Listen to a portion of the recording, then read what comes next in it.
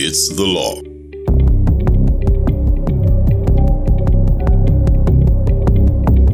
Welcome to It's the Law, a program produced and presented by the Guyana Association of Women's Lawyers. On this program, we're given an in-depth look at Guyana's laws.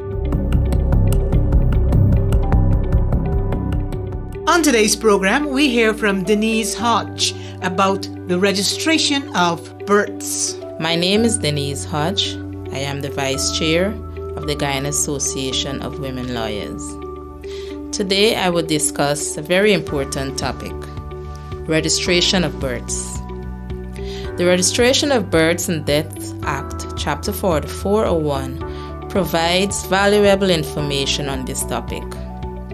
Section 23 of this Act provides that a child born in Guyana must be registered within 21 days after birth or 9 months for persons living in the remote regions of the country.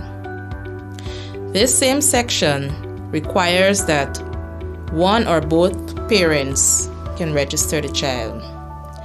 They can go to the nearest registration office and give the names, date of birth, parent's name, place of birth, sex, etc. The parents must sign that registration form. However, if that parent is unable to do so, a nurse or someone present at the birth of the child can register the birth. It should be noted that names given to the child must be clear because the parents would have to acquire a court order to insert a name that was missing at the registration of the birth. If for some unfortunate reason, for instance, if a parent is overseas or working in the interior and unable to be near to a registration office, if for those reasons the birth is not registered within that 21 days or 90 days accordingly, all is not lost. A superintendent registrar or the registrar general can register the birth within 12 months of the birth.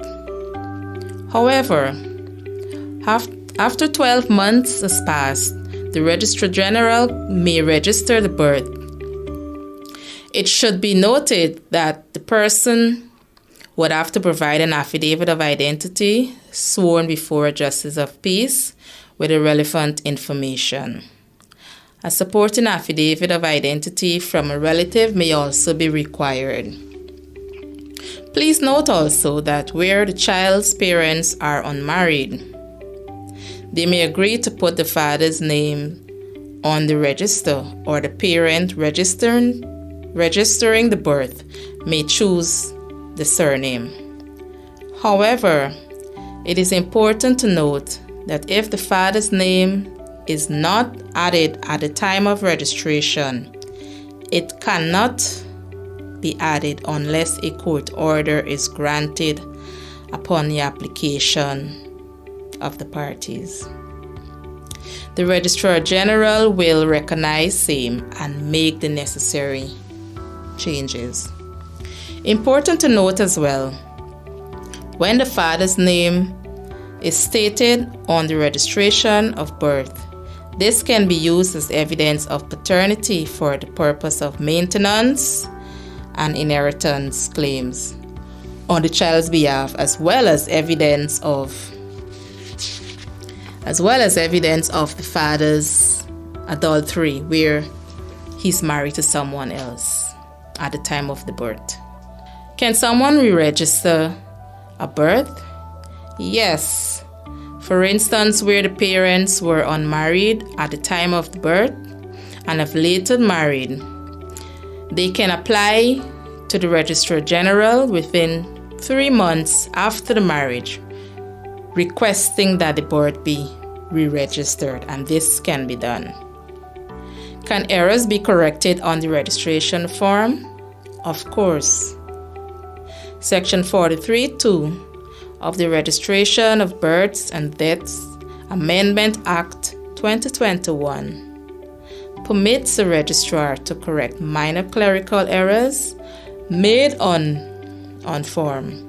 For example, a letter is in the wrong position in the name. However, any other changes to the registration requires a court order upon the party's application. So, what happens after the birth is registered? The form is submitted to the registration office. The parent or parents will pay the necessary fee and fill out an application for a birth certificate. They can submit same to the GRO with all the necessary information correctly included. The result of this is that the birth certificate, which includes the names, sex, date, and place of birth of the child, the mother's full name or maiden name, and the father's names, if provided, would be included. This application for the birth certificate may be made 30 days after registration at any post office. Tune in next time for our discussion on custody of children. Thank you for listening.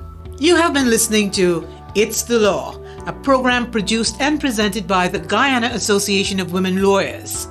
The contents of this program are not to be taken instead of legal advice.